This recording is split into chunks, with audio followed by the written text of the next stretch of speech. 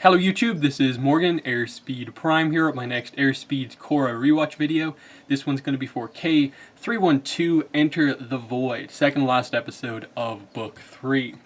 And I really do feel that this is probably the best episode of Book 3. I have my issues with the last episode, which I think bring it down enough to where I'd say this one is the better episode. There's more to it. And it's because I think they play on a lot of emotion, like the supposed death of Tonrock, the death of Pali, how once again, like the end of the ultimatum, how intense so much of the action is in this episode, and how many stakes there are to it, and combine that with the kind of resolution to the Bolin plot we've been kind of building to for a while. And that paying off so well and kind of setting up so much, it really ends up being this, I think, absolute standout episode from this book. I think when you really break it down, it is probably episode 5 and 6, elements of 7, I think, the ultimatum and Enter the Void as being, I think, the best episodes from the book. I think the opening 2 episodes are good as well, but this one, to me, comes across as being the best. And, where we kick off the episode is basically where we were left off, what the ultimatum is, and Korra having obviously gone to Zuko for advice about what to do with regards to that. And everyone else is coming up with a plan, but there's no plan that doesn't put someone at, heavy risk, and so Korra basically makes a decision. It's in a way been made for her, but talking to Zuko has helped her to accept it. She has to hand herself over. It's the only way to make anything happen. And they sort of form a plan around that, knowing that, okay, Korra's going to go to Zahir, and we'll do this trade in this specific way. We'll send the rest of Team Avatar to get the airbenders, and then everyone else, because Zahir doesn't actually know how many are part of Korra's group. So everyone else, like Sue, Lin, Tonrock, they'll all kind of hang back and wait and see what actually happens, and attack if needed. So I think the plan is as well constructed as you can get given the situation, in that they plan to take them by surprise with a reasonably big kind of group here of you've got Lin, Sue, Kuvira, Tonrock, other Zaofu guards as well. And that's how it's going to work. I think the big question you probably have here is, why aren't the White Lotus involved in this, at all? This, I think, is the thing that really does stand out at this point, is that we're Red Lotus versus White Lotus, yet here's the final battle, and the Order of White Lotus are nowhere to be seen. And it's kind of shocking given that Zuko has just left, and I don't think he's taking the entire Order of the White Lotus to protect his daughter. I don't think he needs that. Given that they basically know what's going on with where Zahir and co are going to be. So why don't the White Lotus guards go with them to add to the army basically that they have here? And yeah, we get a really nice kind of goodbye scene from Korra with basically kind of everyone kind of close to her. The scene with Team Avatar, I think, is quite interesting in that we basically get the hug and goodbyes to Asami, Mako, and Bolin.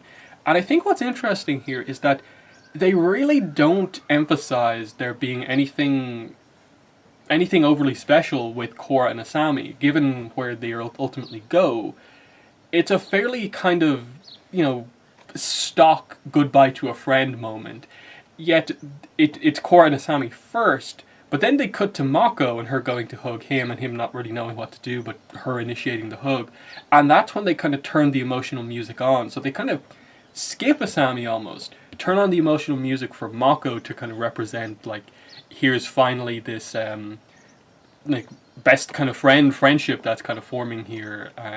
Previously they were dating and stuff like that, but here's I suppose, for the most part, resolution to this whole Mako having issue with Korra situation, and they play the emotional music. And it's similarly with Bolin, they add a little bit more personality to his hug, in that they have the usual thing of him, in a way, kind of being the more kind of emotional one, worried for Korra, and her kind of being the strong one there.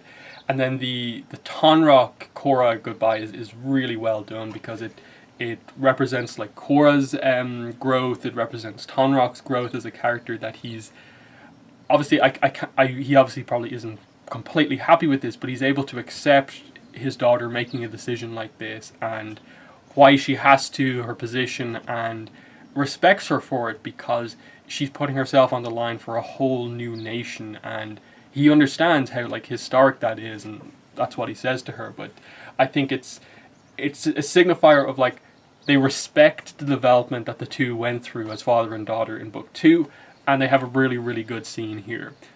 So I thought that was really well done. As the action begins to play out, we go to Lahima's Peak, we see here, which is a pretty cool little kind of location of just this kind of highest peak that we have here, named after Guru Lahima.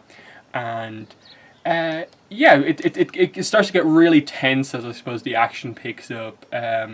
We see the different groups arriving at their positions. Obviously the Zhaofu guards, Lin and Su, are just kind of lying in wait. We see Bolin, Asami, and Mako arrive at the air temple. They're met by Gazan, and they see Tenzin there, and then seemingly all of the other airbenders, but like they're being kind of hidden in shadow, and this is obviously part of the ploy here, that it's actually Minghua manipulating them, just basically having the clothes kind of look like they're moving by putting water in them. It's a pretty clever ploy here that nearly works off completely, but just interesting that they've at least placed like Mako and Bolin in the same vicinity as Minghua and Gazan, even though the fight isn't exactly going to happen here. But yeah, the big one is obviously Korra and Zahir kind of meeting in real life here, and obviously she's trying to maintain as much strength here as possible. This is a terrible situation. She doesn't want to give over the minor piece of like strength in this negotiation that she has. And then similarly with Zahir, he knows he's in the strong position. He doesn't want to let that go away at all during this negotiation. But in the end, she has to give up. She puts the staff down, the radio down, and is chained up. And this is a key point, because the fight that's about to happen only happens really in the way that it does because Korra is chained up. And I suppose that's the limitations that you have to put on the fact that Korra has to be the one who fights Zahir one-on-one, and it's not really an even fight because Zahir just isn't that powerful to handle Korra. If he can't handle Tenzin, then I definitely don't think he can handle Korra. So that's sort of the situation that we're in here. That's why you had to limit Korra in this way, to create a more even fight for Zahir later on. Which it's weird that Zahir in a way is like the quote-unquote weakest member of the Red Lotus because of that, but he is the main kind of character, the leader of the group. So yeah, obviously this is when the big reveal comes out. Mako radios to everyone that they've kind of been played here, and the action properly kicks off. The core of what happens here is that Gazan basically melts the entire temple at this point. He does crazy lava bending and just sends this more or less unstoppable deluge of lava down the side of the Northern Air Temple. And the big thing that goes on here, as Minghua and Gazan escape, is that a really badly injured Tenzin is kind of on the run here, and everyone else is kind of having to be protected by Bolin from the lava, because his earthbending is the only thing that can really push it back. Obviously Tenzin's in no real fit state to do any sort of airbending to potentially cool it down in that way. And it makes for like a sort of chase scene, but I love how they really emphasize Bolin throughout it. He's the one kind of in a way doing all the work. Asami and Mako are just kind of holding Tenzin up. Bolin is the one doing all the earthbending to shut off the paths of the lava. But as we know, it's slowing it down, but it's adding to the lava as well, because I suppose the earth that he's putting up to block it is then kind of being turned into kind of lava itself and is coming down with it, and it just kind of creates more and more, and there's only so much they can do. And it obviously builds to the resolution of this plot point, and it's so well done. They kind of get themselves into a a bad position. They think that they maybe are just into like a cave system, but they're right out into the open chasm. They either drop to their doom or get like horribly, horribly badly injured by lava. And Bolin decides that this is the only opportunity he has to step up, tries to block it, I suppose bends in any way he can, and finds out he's a lava bender. They go away from the metal bending thing and just say that actually he has a skill even better than that, and it's lava bending, even more rare. And I love the kind of Bolin hero music that plays here. You see, obviously, it's just him discovering that he has this technique for the first time. It's not that he does anything overly expert here, but just shuts off this kind of lava, creates a perfect kind of seal here that's not going to be got through, and that's when Kai arrives, and this obviously sets up the end of this episode as we're kind of building towards the final confrontation, the search for Korra. But just, I think, really, really cool stuff for Bolin. I love the setup from this, that, like, if so many episodes ago he brought up the idea of wanting to be a metal bender, and they teased it and teased it. They had moments where he could have done it, but he didn't. And then they give him lava bending, and it just works because you know the rivalry they've set up with Gazan and Bolin, and that Bolin is at a severe disadvantage because he can't counter Gazan's lava, and now suddenly he can, but it's going to come into play now. Gazan has been a lava bender for who knows how long. Bolin has just recently become it, and it's going to really demonstrate how skilled is Bolin versus someone like Gazan, and it sets up that fight really, really well. And yeah, I suppose we'll cover the stuff with Kai. We find out obviously at the end of the last episode he survived. He really claims this bison here as his own, at the end of the episode saying that it's his bison, which I do really like. And just him kind of saying that, like, off screen, like, I went back into the temple to try and save everyone, I followed them, I found out where all the other airbenders are, and he's kind of like this key character who has done this very important thing that gives the heroes hope going into the final episode. So nothing huge from Kai right now, but just kind of redeeming himself in a way from what came before. And I think the scene of Mako and Kai talking kind of demonstrates that. You know, Kai saying, you know, like, I deserved it, you know, Mako saying, yeah, you did, and just showing that, like, he has grown, and from where he was in, like, episode 3 and 4, he has really, really changed, and he's become this extremely likable character who I think perhaps one of the criticisms you can have with this book is that they arguably didn't use him enough given how interesting he was, and especially into book 4, I think that is a pretty big complaint that, you know, you took one of your, I think, best done new character introductions and didn't use him all that much. So that's that. So yeah, let's get into the big stuff, the fight on the top of Lahima's Peak. And basically what we get here once the fight breaks down is Korra in chains and her father Tonrock against Zahir, and then Pali versus Lin, Su, and a couple of Zaofu guards. But it's primarily just Lin and Su because the way they sort of play the fight is that Lin and Su are the only ones who can sort of like maintain their position on the mountain without keep getting blown off, whereas all the Zaofu guards kind of keep coming up, getting blown off, and they're not as effective as perhaps they could be. Because I suppose the idea is if this group of, I think, 6 or so actually like were able to maintain their position, they probably could have defeated Pali, but she did a good job at managing the numbers and keeping it, for the most part, just having to fight Lin and Su together. And I think this is a big demonstration of like how powerful Pali is, that this is the fight that I think demonstrates how much more powerful she is than Combustion Man. That all he ever did, we never saw Combustion Man use normal firebending. He only ever fired combustion blasts in a straight line.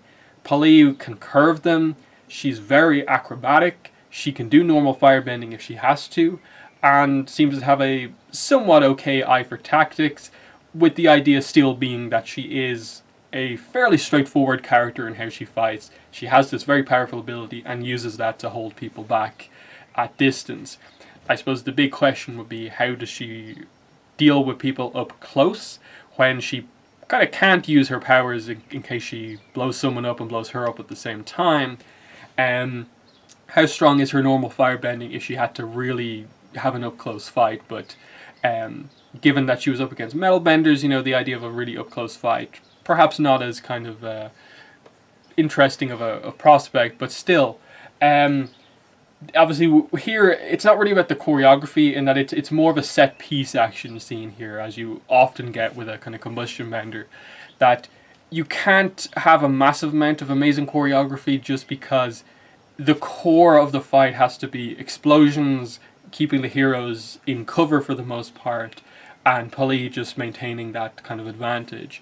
And it comes down to Lin deciding that she's going to go out and distract Pali to give Sue an opening to take her out. And I think this is a good demonstration, like this is probably the best demonstration of how strong Pali actually is, in that Lin really goes at Pali directly here. Some really powerful kind of earthbending attacks, and the fact that she is able to blow up Lin's rocks and dodge the rest of it so effectively while still being in a position to fire combustion blasts, it really demonstrates that she has kind of, to some degree, mastered the use of combustion bending in a fight like this. She is ultimately just outsmarted by two people versus one, and we get the most brutal death we've ever seen in Avatar here, with her about to fire a blast off, Sue metal bending her armor off herself around Pali's head just as the explosion blast goes off, and they don't hold the shot on her, but they hold it long enough where, like, you are under no illusion as to what happened here. Like, she blew her head up, and it is just a shocking thing that they'd even kind of allude to happening, let alone show as kind of clearly as they did. And like the timing of this coming at this point where you've pretty much like just killed off Tonrock, and so you now have like main hero, main villain having both potentially lost someone very close to them, and especially with the death of Pali here, and what you did in the previous scene with Zahir and Pali, which I'll talk about now, it's kind of like one of those scenes like, why didn't we get more of this? Very similar to the scene with Mako and Bolin in the back of the van with Minghua and Gazan. Here's like Pali's version of that, where Zahir's meditating, he says the whole enter the void, empty and become wind thing, and then we finally get like a kind of emotional like moment of the relationship between Pali and Zahir that we've known about since like the first couple of episodes. And we finally see that, okay, here's basically the core of their relationship, why it happened, why they care about each other so much, is that when Pali was younger, she was in the possession of this kind of evil warlord, and Zahir saved her from basically being this warlord's killing machine. And through that, this is how I suppose Pali learned true freedom, by Zahir saving her in this way. I like that, but show us it. Come on, like just show a little flashback to them when they were younger, him saving her, the start of their relationship, and just some insight into like the meaningfulness of this scene. It gets it across fine, but it's another example of book 3 doing telling instead of showing, and just the fact that it never shows. Book 3 like never really shows what they need to. They always tell. It becomes a problem that you just don't do. You're not doing any of that. And I think there's potential in this, like warlords. Like the last time we heard about warlords is from like the comics, and it's like Will of the Smoke and Shadows. We find out about like the origin of the Fire Nation, basically, and the warlords on the Fire Islands. Is this one of those more obscure islands that Pali is from, and there's a warlord in that island, or what? Is this something very different than that? How did Zahir find out about this? How old were they necessarily when this happened? Because you get their relationship across here. You get the kind of kiss scene going into the final battle. And they play it up quite well with the fact, like, he mentions this, he's like meditating over these words. And then the thing that's holding him back from like achieving what he wants kind of walks in Pali. And then when she's killed, he realizes the meaning of that. And I like how they kind of, throughout the episode, kind of showcase that. Similarly, he's floating at the end of the episode when Minghua and Gazan walk in. And he's still floating right up until they ask about Pali, and when he talks about Pali, he stops floating and is on his feet again, showing you that it's still this kind of raw thing where like she's only just been killed, and so there's still some level of attachment there, but because he knows that she's gone, he can still fly. So I thought that was well done, even if it is a very like underdeveloped relationship based off pretty much just one scene. So it's hard to, I suppose, read into it too much just because of that, but it is interesting that they show this kind of as clearly as they do, setting it up just before the battle when it happens. And the fight scene that we get, like seeing Korra in the kind of chains fighting, it's actually really well done. The choreography, as Korra can only do very limited moves. Like she's primarily like throwing herself out of the way, doing these kind of drop kick type moves. It's interesting to see her fight as good as she does. And then especially once Tonraq enters the fight, you see this father-daughter kind of team-up action, and it's really well done how she knows what her father's about to do and can dodge right at the exact moment, and Tonraq's attack takes him by surprise. They do that really cool moment, what looks like is going to be the finishing blow on Zahir, of Korra tripping him up with earthbending as he's kind of flipping backwards, and then like Tonraq going in with what seems to be his go-to finishing move is like the kind of ice kind of dagger thing that he puts over his arm, and amazing animation as it just shatters off the ground as Zahir moves out of the way, and then obviously airbends him off the mountain. Again, this is the emotion that's going on here, where like they've turned what is actually like not an overly emotional kind of conflict between like Zahir and Korra suddenly into a real kind of feud, because her forces have just killed like his love, and he's seemingly just killed her father, and suddenly there's a huge intensity to this fight. But it's pretty much over once that comes to an end. Once Tonraq's out of the picture, this fight is over, because Korra is so limited, she can't bend as much as she needs to, which is why I'd always cite with this fight that I really do think that Korra would have won the fight if she wasn't chained up. I think just the fact that Tonraq is as powerful as he is, plus Korra being somewhat on the level of Tenzin as an airbender, plus being a master of the other elements, I think she would have had just such an advantage that I think Zahir wouldn't have kind of stood a chance. So it's just that unfortunate thing of like they only discovered the ruse just after Korra had been chained up, so it makes the chaining up a very kind of important moment here. And I suppose the chains actually end up being very important into like the final fight in the last episode. The fact that Korra continues to have these chains on her ends up being like the finishing move in the fight in the end, which is it's somewhat interesting. I suppose that there's some symbolism to it as well, that she takes down the villain who focuses on freedom with chains. But we'll get to talking about the finale when we get there. But yeah, the way that Zahir escapes with Korra is just by falling off the cliff, and us getting the reveal that this whole Guru Lahima thing, the poem Enter the Void, Empty and Become Wind, is about unlocking this secret power of airbending, which is to fly. That when you actually have no attachments, when you completely remove yourself from the world, you can actually just float without needing to do any like gliding or anything like that. You can now literally just be weightless and fly and just go through the air like that. And this obviously goes back to one of the first things in the series Zahir said about Guru Lahima, the fact that like he lived like the last so many years of his life without ever touching the ground. All of a sudden it's made clear in that, oh, Guru Lahima could fly or float, and suddenly here's the second airbender to ever do this, Zahir. And I like that they make this technique achievable but rare because of the sacrifice that you have to make to get there. That here's a technique that theoretically anyone could get by removing themselves from everything, not caring about anything like you're kind of asked to do.